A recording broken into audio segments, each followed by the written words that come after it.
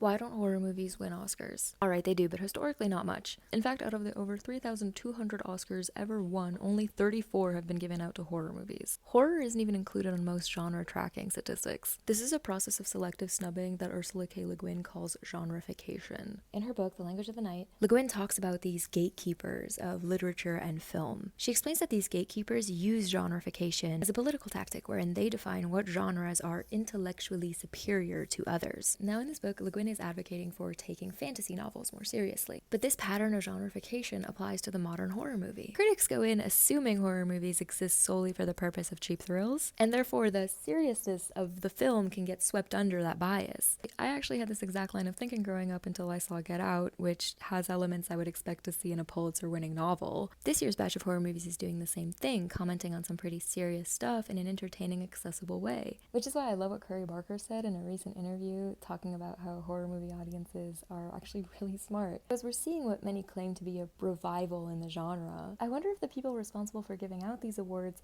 will consider these movies not based on the mores of their genre, but rather how the movie resonates as a movie.